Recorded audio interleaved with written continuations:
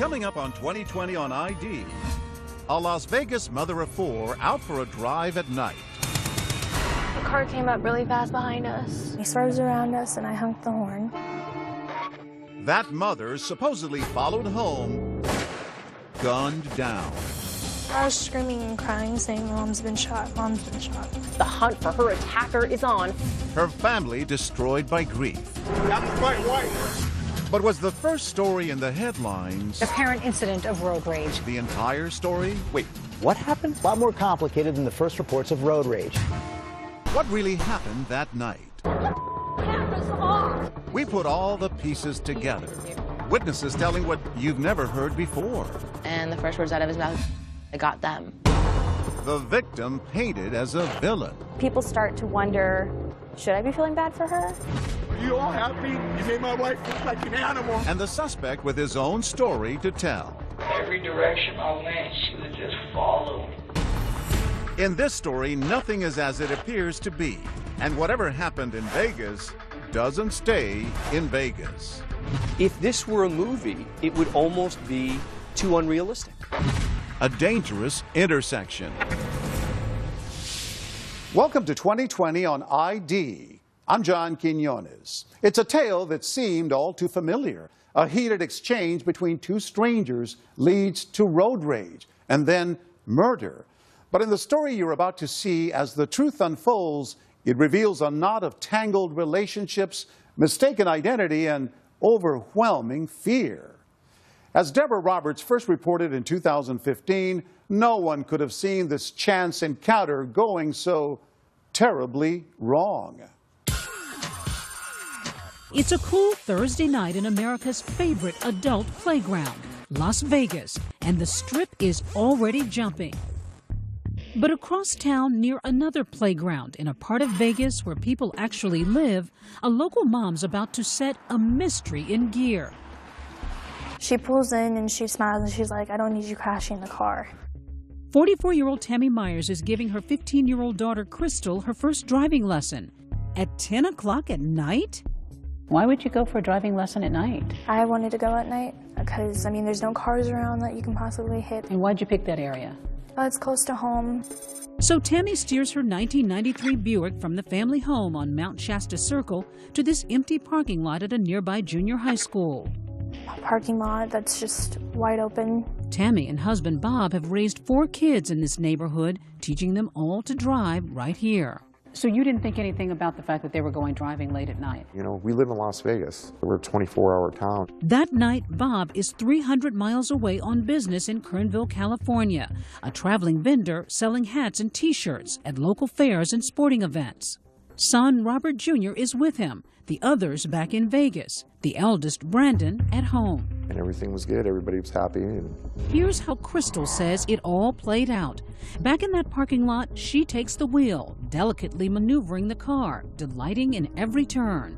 I was just like, okay, I'm getting the hang of this. Then the lesson moves from the parking lot to the neighborhood's main streets. We finally stopped and she pulled over and we switched seats. Tammy now takes the wheel. Crystal says her mom is teaching her how to change lanes. She's going at a snail's pace when suddenly an impatient driver appears in the rear view. It was a silver car. I just noticed that he was riding our bumper. And then he swerves around us and I honked the horn. That honk of the horn, something we've all done, would change everything. So then you pull up here. She turns right and right about here. When Crystal says that silver car suddenly sideswipes them. And we had to stop really hard. Who is this guy? Do you know? No, I didn't recognize him. Were you scared? Yeah, I was. I was really scared. And he gets out the car. It's okay. Take your time. And he says, "I'm going to kill you and your daughter." He says, "I'm going to kill you and your daughter?" Yeah. In a panic, Crystal says they flee the scene. But what happens next is a puzzle we piece together. Everyone agrees that sometime after 11 o'clock, 2 cars barrel down Mount Shasta Circle to the end of the cul-de-sac where the Myers live. That old Buick driven by Tammy and a 4-door silver sedan driven by a mystery man in hot pursuit with a gun. You heard the shots? Yeah, I was looking and I heard the shots. Did you know she had been hit? Yeah, I was screaming. He said, "Mom's been shot, Mom's been shot." Brandon, her eldest son, remembers running to his mother's side as that silver sedan flees the scene. I was just screaming at her, "Mom, please stay here, stay here." Brandon was telling her to stay awake, but she was closing her eyes. She's hit in the head. A frantic Brandon dials 911, and at 11:34, Tammy's rushed to a nearby hospital. At the scene of the shooting, leads and evidence are scarce. Did you have any idea who had shot your mom? No, I was completely in the blank. All I saw was the gunfire. Back in California, Bob Myers gets fragments of the story over the phone from a distraught Crystal. And she said, "Dad, I saw it. There was blood everywhere, all over Mom's head and face." He drops everything and begins driving home. And what's happening in your chest at this moment? I'm like, what's going on here? How fast are you driving? 100 miles an hour. Every thought saturated with concern for his wife of 25 years, the family matriarch who'd earned the name Mama Bear. What kind of a force was she in the family? She was the backbone of the family. She was everything to the family, the business, the kids, me. You know, she was the godmother of all, you know, in our home. She was the prankster, the jokester, a loving wife and a good mom. Didn't have a mean bone in her body. It's not until the early morning hours of February 13th when Bob, still on the road, gets a call from police. He says, "Mr. Myers, it started off as a road rage. They followed your wife home and shot your wife." Frantic, he wants to know more and begins calling TV stations, asking for updates and granting interviews. I'm speechless. I've been with this woman 25 years. He is now the vocal spokesperson for the Myers family. Local reporter Jackie Heinrich found it peculiar. He called our station when he was driving back from California and says, "Hey, I'm angry about this. How could someone do this?" I didn't want to freeze out the media, and here's why I didn't. You can't find killers without the media's help. By daybreak, Bob finally arrives at the hospital and sees his wife's lifeless body. I get to the room, and I see my wife. In the sight. All right. I said, "I'm here, baby." And I said, "Oh, this is going to be okay, you know." But his optimism is quickly dashed. The main doctor's sister, "I hate to be the one to give you this bad news, but your wife's not going to make it." And I told my wife, "No matter what it takes, I'll find out who did this to you." Later that morning, I'm right here. You know what you did last night? You come here. an angry Bob Myers stands before the cameras saying there were as many as 3 killers in that silver car. 3 guys wanted to plow into a mother of 4 and come back and shoot her, follow her home, and kill her. By the end of the day's news cycle, here's the official narrative. Police say 3 suspects in a small silver car nearly collided with her green Buick. It followed them home, someone inside opening fire. As the Buick becomes a makeshift memorial, Tammy Myers appears to be yet another victim in an endless string of road rage incidents. Los Angeles, Tampa, Randleman, North Carolina. And this scene in Austin, Texas. 2 men in the middle of traffic going at it with a baseball bat and a wooden pole. But this one is unlike any other. A mom cut down in her own driveway. Road rage mystery in Las Vegas. The mother shot after teaching her daughter how to drive. But despite all the attention, no arrests. The next day, February 14th, a heartbreaking Valentine's Day. Vegas police released this security video of the silver sedan cruising the neighborhood around the time of the shooting, and with it, this composite sketch. Police say this is the face of one of the suspects. Police say it's Crystal's description of one of the strangers in the car that sideswiped her and her mom, threatening to kill them. He's a big guy, 6 feet tall, weighing about 180 pounds. As far as we can tell, there was no prior contact with these individuals. They are complete strangers. There's a manhunt for this unknown guy, instilling fear in everyone across the valley. Everyone's like, could this happen to me? Neighbors are too afraid to show their faces with that suspect still out there. That night, an agonizing moment for Bob Myers. At 7:05, he disconnects his beloved wife from an artificial respirator. I'll always have a wife. She'll never leave my heart. But she's gone. I didn't want my baby to suffer. But I didn't want her to go either. You know, to have to say it's okay to turn off the switch to let your wife go. So you had to do it. Had to. But before Tammy Myers can have a funeral, she's about to be buried. It's like they were murdering her all over again, repeatedly, daily. Tammy Myers went looking for the driver. Are you happy? As the story takes the first of what will be many sharp turns, was the innocent victim really all that innocent? Maybe this isn't what I thought it was in the beginning. And a young woman with inside knowledge about that night. But to break the case, she must find the courage to turn in a friend. You called the police. What did you say? Everything. Stay with us.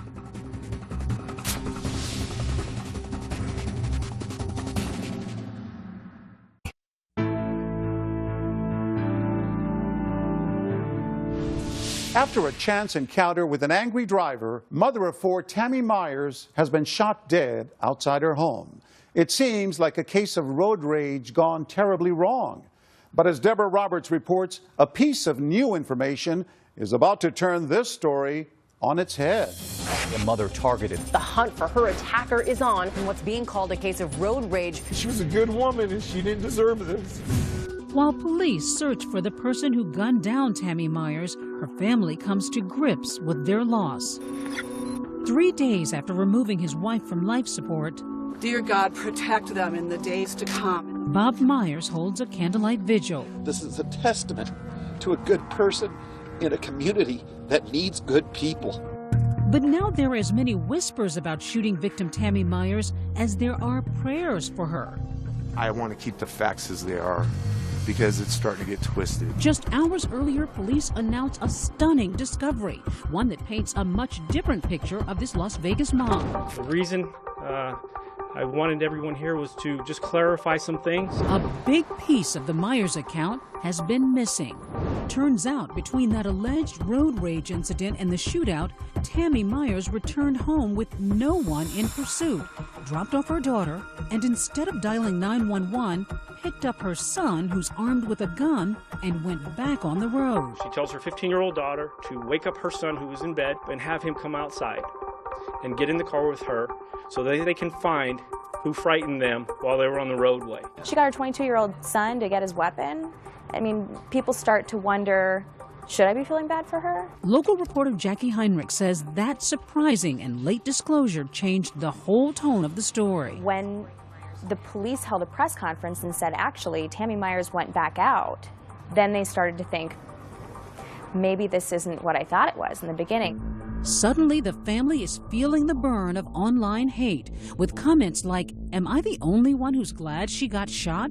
It was a firestorm of people just upset with what they had been told and what they'd been led to believe by the Myers family. On social media, people began to really turn on your wife and your son. Well, it bothered me. All of them did. Because my wife wasn't a troublemaker. Bob is suddenly doing damage control, insisting that this is not a vigil for a vigilante. My son is not an animal. My son is a hero in my book. So what's Brandon's story? He says his mother was convinced that road rager was headed to the house to make good on his death threat. She said, someone's trying to kill us, we need to go now. I'm like, why don't we call 911? You said, let's call 911. Yeah, and she goes, we need to get away from the house. They're trying to hurt us. How scared was she? How was she acting? Like, it was just something I've never seen before. She goes, we need to go now, get in the car, or I'm leaving without you. Did you go back for your gun? No, before I left out the door, I grabbed it. Brandon's gun, a registered Beretta 9mm pistol. Why'd you grab the gun? Just safety precautions. Someone's trying to hurt my family, so I'm gonna come protect them. Brandon claims that, you know, he only went with his mom because she asked him to, and he tried to hold her back and restrain her. But in the end, he got his gun, he got in the car, and he went out looking for these people. Brandon takes me on a drive to relive that night with his frightened mom behind the wheel. And she just like hell, her mouth was open. She was terrified. He points out the spot where he says his mom and sister were sideswiped by that angry driver. Happened right here. Right here. Do you see any cars? No, nothing. So he says they call it a night and head home. Still no cars, nobody's coming near you. No one's near us. Completely, it's a ghost town. But then, just as they make a right turn by the junior high school, he says they spot a silver car. So they were right here in front of us. She saw the silver car right here. It was literally right here in front of us. things would escalate, leading to the shootout in the cul-de-sac, with both Brandon and that mystery shooter exchanging more than 20 rounds. But the exact how and who of the incident still puzzles police. That is, until this woman picks up a phone and drops a dime. You called the police. I felt that I had to. Were you conflicted? Absolutely. I still am, even sitting here. Nearly a week after the shootout, investigators interviewed this woman, Caitlin Christian. For the first time, she's sharing her story about the night Tammy died. It was about 3 o'clock in the morning. I was sleeping. My phone was going off the wall. She says it's 19-year-old Eric Nausch, a wannabe rapper and pot dealer seen here in his Instagram photos. Caitlin says he's a close friend with whom she shared everything. You just connect with certain people, and Eric and I had a connection. He had lost his father as he was a kid. I lost my mom when I was a kid, so instantly that just connects people. And so he had that loyalty that I have as well, and so we just became good friends. And that loyalty's about to be tested. It was, I need to come over, something important. How did he sound? Disheveled, shooken up. Caitlin says Nausch comes over to her apartment, confessing to a shooting in his neighborhood. And the first words out of his mouth is, "I got them." Telling her he may have shot a rival drug dealer. And then he showed you something. Mm-hmm. What did he show you? Well, he had emptied his backpack. He had pulled out his gun and extra clips for the gun. Nausch leaves. Then, days later, it hits Caitlin. Her friend may have been involved in Tammy Myers' shooting. You read the details, that there's a mom of 4 who's shot and killed. What goes through you at that moment? How could this happen? And I didn't even finish the article before I got up and called. Called? The police. She makes a wrenching decision to turn in her trusting friend. And how did you feel after the conversation once you told them what you knew? Terrible, but there's always a right and a wrong. The next day, SWAT teams, squad cars surround Eric Nausch's home. He's holed up inside. Our Las Vegas affiliate, KTNV, is live on the scene. Right now, we are in the tactical phase of attempting to take a suspect into custody. Caitlin says she's texting Eric nonstop. So you were trying to convince him to surrender? Right. Still a very confusing scene out here as everybody is arriving here on scene. One of those arriving is the suspect's mother, who's in obvious distress. Guys, please, you guys get back. Please! Turn your phone off! But as the standoff drags into its second hour, questions in this already complex case are multiplying. For one thing, Eric doesn't even drive, and he bears little resemblance to Crystal Myers' description of the shooter. I mean, he's really small. He's nowhere near 6 foot. And just as bizarre, the location of his house, just a block away from the Myers residence on Mount Shasta Circle. We go through the play-by-play on this map with ABC legal analyst Dan Abrams. The irony being that the suspect is right around the corner from this family. They're out looking for some composite sketch of some guy in a road rage incident. And little do they know that it's a block away. You can literally see his home from my front door. And you walked over to his home really angry. Pajamas and all. That's my wife. You were yelling. Oh, I was upset.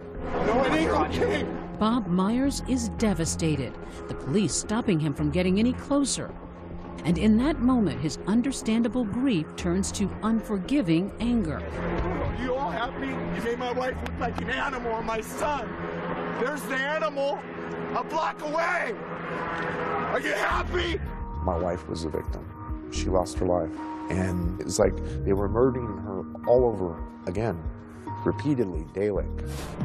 Finally, a shirtless Nausch surrenders. Suspect has been taken into custody. Suspect is en route to headquarters to be interviewed. Yes, police have questions, but nobody's prepared for the shocking answers. This story's not right. My name's getting thrown in.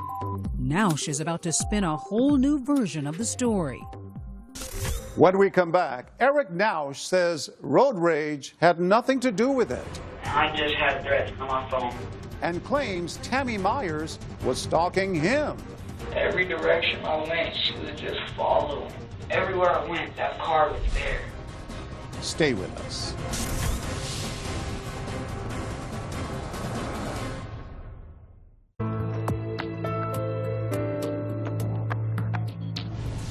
One week after the murder of Tammy Myers, there is an arrest in the case. But as police bring the suspect in for questioning, the twists and turns continue. Once again, here's Deborah Roberts. Well, a teenager in custody. His name is Eric Nausch. We know the suspect is here at Metro headquarters. While the media churns the news of Eric Nausch's arrest, the 19-year-old suspect himself is alone with his thoughts, slumped across an interrogation table, while others are thinking, just who is this kid? His Instagram account is full of photos of what appear to be drugs. By all accounts, Nausch is a wannabe gangster rapper and low-level drug dealer known on the streets as Baby G, the kind of guy who ends up either famous or in jail, or in this case, both. You got your water?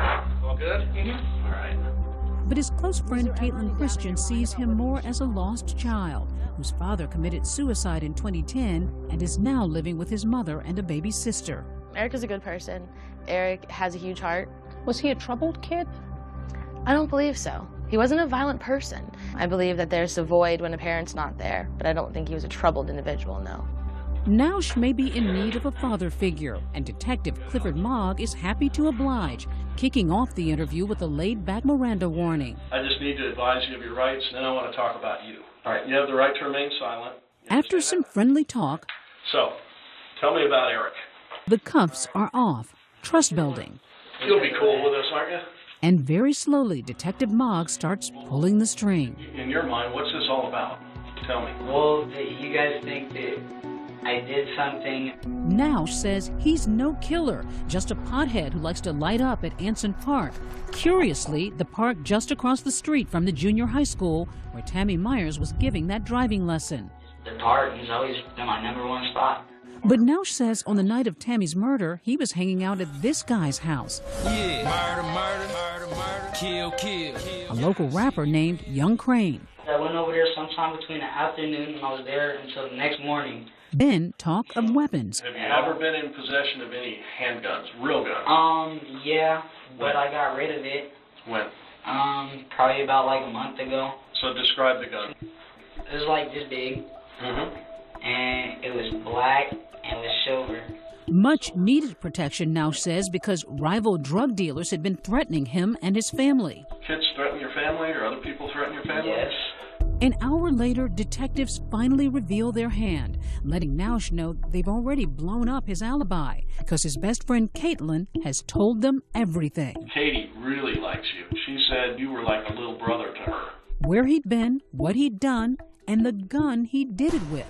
I knew about that gun that you were talking about way before you ever told me. This is crazy, dude. It is.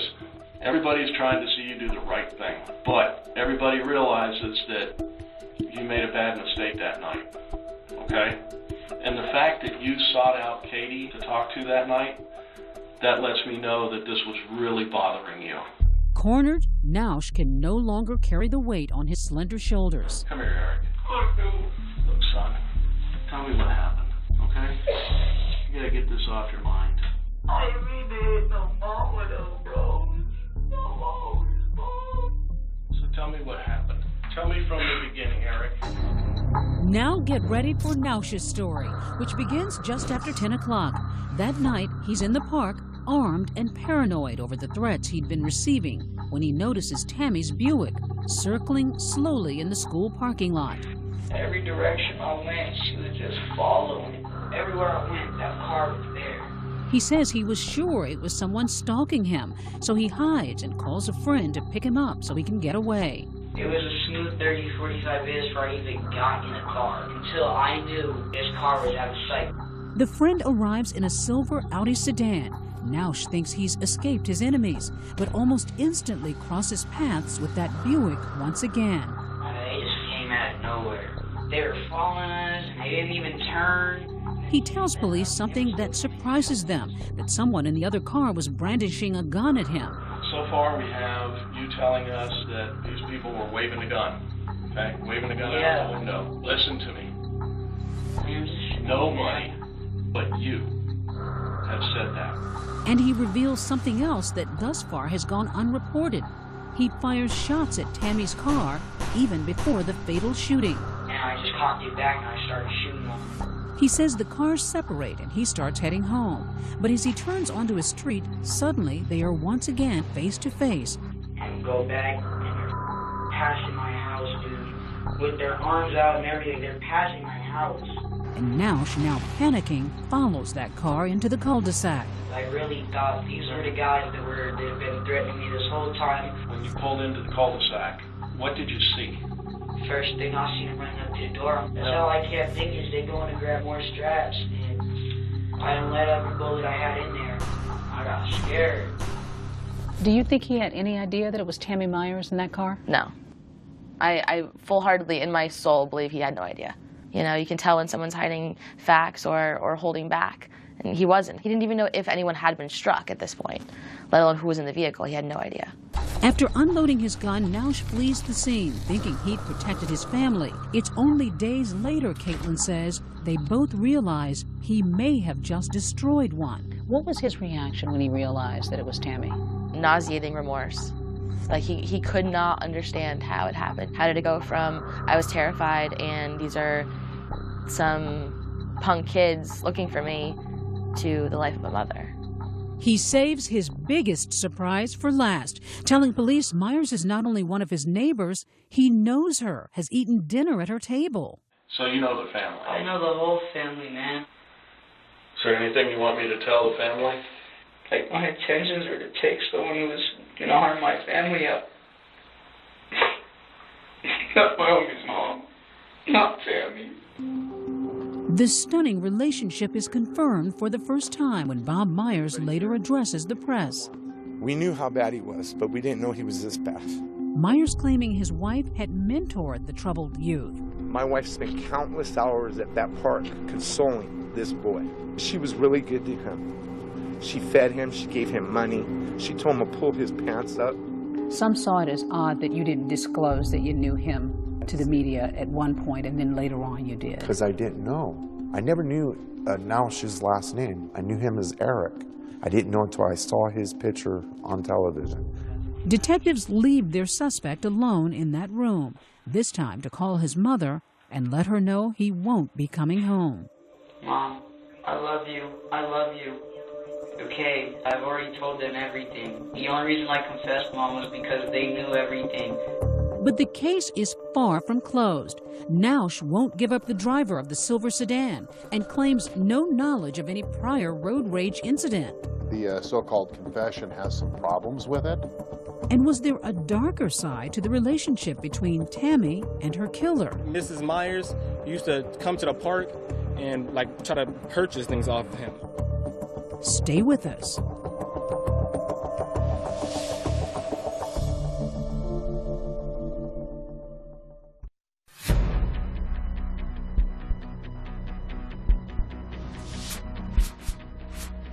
"10 days after the shooting of Tammy Myers, a wide-eyed Eric Nausch is ushered into a courtroom for the first time, an image that brings his friend turned informant Caitlin Christian to tears. What do you see when you see this shot in court? Just terrified. I mean, he looks the picture of a confused kid right here, don't you think? Yeah. In court, Nausch is with his new defense team, Conrad and Augustus Klaus. They're known around town for their assertive advertising, and now for an assertive defense. We are conducting our own investigations, and some of those already appear to be bearing fruit. The Klauses want that interrogation tape tossed out, And I just cocked it back and I started shooting on him. saying their client had smoked pot right before surrendering to police and was impaired while making those statements. The fact that our client was high and the police knew it compromises the result. But they're not just betting on a technicality. They claim the killing of Tammy Myers was justified. The facts seem to point to self-defense in this situation. I think there's a possibility, at least, that he was feeling like his life was in immediate danger. Now, I think in a court of law, it's going to be very hard to prove that, you know, firing 20-some-odd rounds is self-defense. Do you think Eric should go to prison as a murderer? No. But I don't think Eric needs to go away forever. Because, she says, for months, Eric was facing a barrage of anonymous death threats from what he suspected were rival drug dealers. The situation serious enough for him to get that .45 caliber pistol. What kind of threats? He said they would come through text messages, phone calls, Facebook messages. He didn't know who they were, but that they were going to skin him, skin his baby sister alive, take care of his mom as well. You saw the actual text messages? Absolutely. And as Nausch says repeatedly in his interrogation video, he thought they'd come for him the night of February 12th. In his mind, it's they threatened me. This was them coming at me. This was me protecting myself. And she believes Nausch's claim that he saw someone pointing a gun at him from Tammy's car, prompting him to begin shooting. But there's no doubt in your mind that he felt that somebody waved a gun at him, that he saw that. Absolutely. There's no doubt in my mind that he felt absolutely threatened, that it was me or it was them. But Brandon Myers insists he never revealed his gun. Did you wave your gun? No, not at all. Given the Myers family's previous omissions, Jackie Heinrich has trouble believing them. Her suspicions turbocharged by rumors among people who knew Nausch, like Anthony Lee, and what they claim was the true nature of the relationship between Tammy and Nausch. Mentor and mentee, or something more sinister. Mrs. Myers used to come to the park and try to purchase things off of him. Find out that it has more to do with drugs than mentorship. Heinrich points out that investigators found the painkiller oxycodone in Tammy's purse. We don't know if that is related to their relationship or if that's separate, if that's totally on the up and up. Nausch never mentioned anything of the sort in his interrogation, but the accusations lead to headlines like this, suggesting the shootout wasn't about aggressive driving at all, but about dirty drug dealing. The one thing that we can positively say at this point is that this case was not about road rage. But according to Bob Myers, it was all just the defense trying to muddy the waters, one of many off-the-wall theories his family has had to knock down. It's just one thing after the other. It's like my daughter was pregnant by him and they were in a relationship, or my wife was in a relationship with him, or it was a drug deal gone bad. Did anybody in your family ever buy drugs from him? Definitely not. Some question the fact that your wife had oxycodone in her purse. Yeah. She had a prescription for it. She had a prescription for 3 years for it. How do you plead to count 1, murder with use of a deadly weapon? Not guilty. On March 12th, Nausch pleads not guilty to murder charges as police are closing in on another piece of the puzzle. Who was driving the car when Tammy Myers was shot? Nausch won't say, but cell phone records lead police to his 27-year-old buddy, Derek Andrews, owner of a silver Audi, which sure looks a lot like the car in the security video. Andrews and Nausch are soon seated side by side once more, not in the Audi, but in a courtroom with matching jumpsuits. This was an act of unprovoked use of force on behalf of Mr. Nausch, with Mr. Andrews being the driver and complicit in this act. Andrews denies any involvement, pleading not guilty. Could he be that mysterious man seen here in the sketch, the first alleged road rage incident that started it all? Up next, we put the pieces together. Shows, Brandon, what was that? And that's when Brandon got out of the car, Mrs. Myers got out of the car. But the truth is stranger than fiction. It turns out everybody's wrong. Don't go away.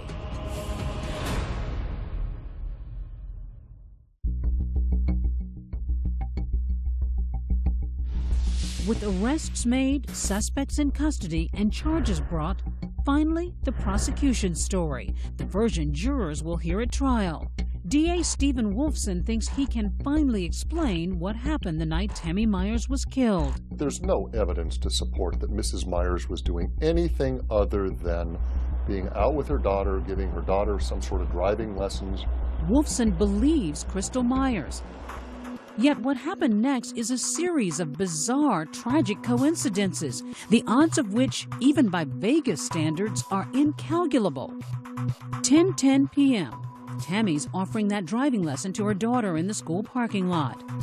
By coincidence, Eric Nausch is in a park across the street.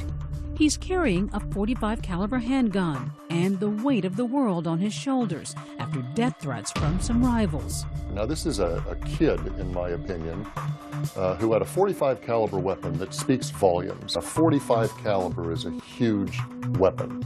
Nausch notices the Myers vehicle and its slow-moving maneuvers and apparently misconstrues that as a threat. He thinks the driver is stalking him.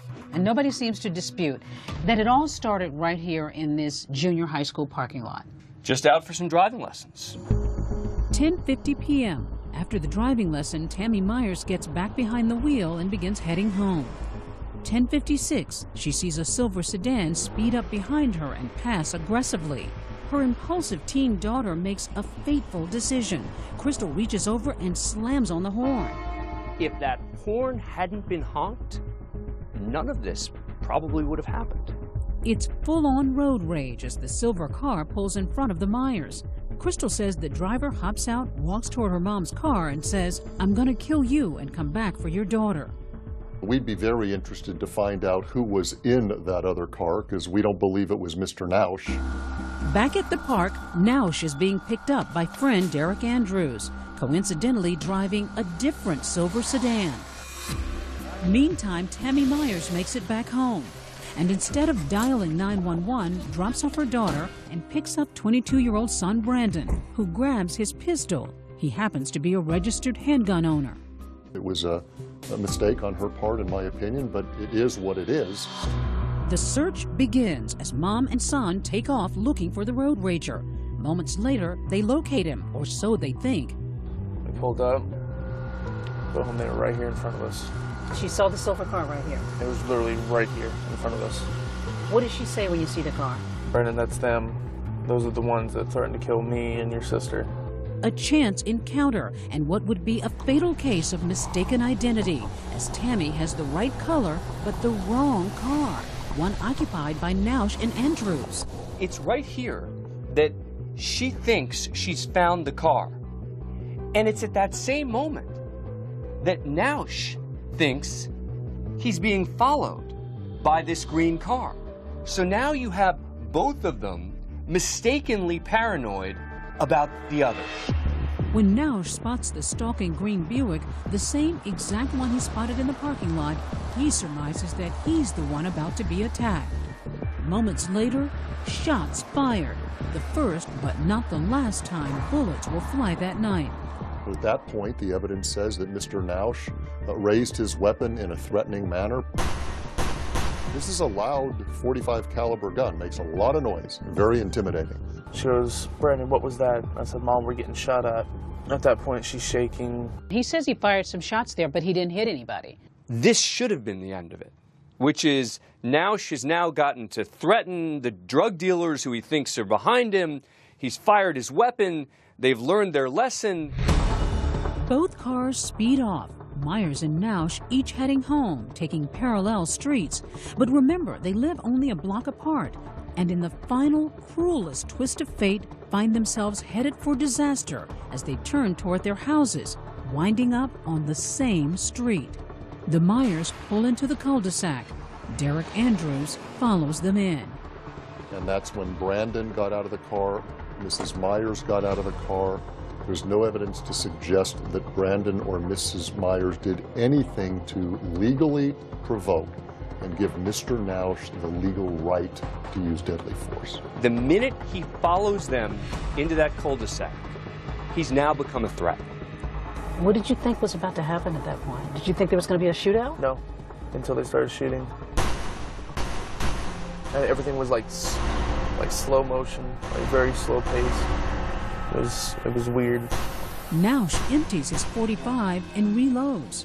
The evidence will show Mr. Nausch, in an unprovoked way, for stupid reasons, chose to drive down in a neighborhood that he was familiar with.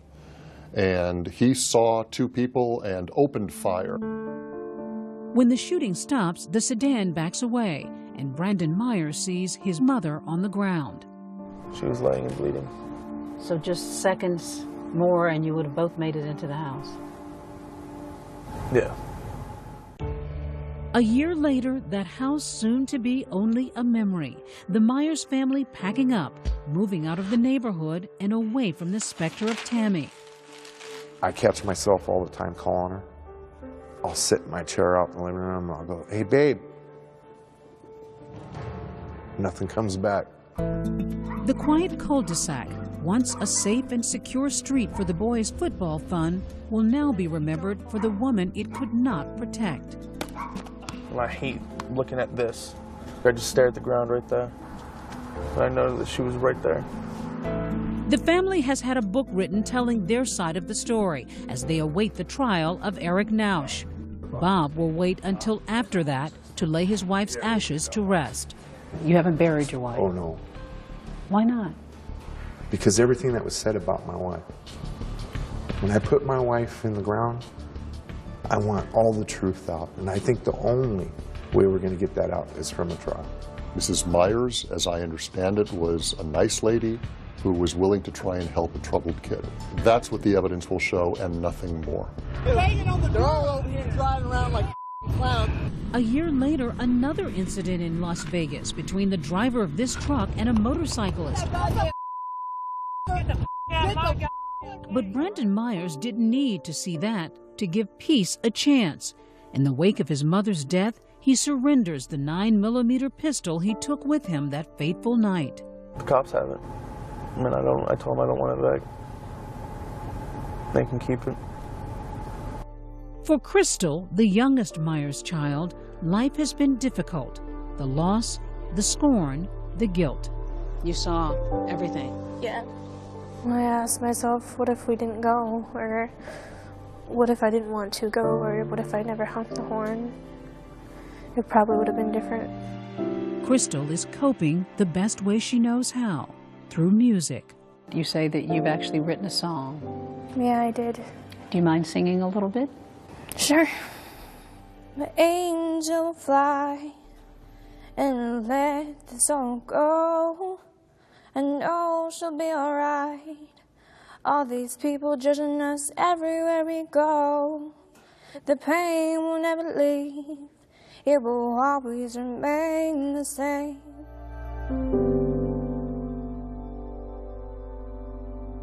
In the end, the Myers family did not see the trial they had been waiting for. In March 2016, Eric Nausch changed his plea to guilty for second-degree murder. He faces a possible maximum sentence of life in prison. Derek Andrews also changed his plea to guilty of voluntary manslaughter and accessory to murder. He faces a maximum of 15 years in prison. I'm John Quinones. Please join us next time for another edition of 2020 on ID.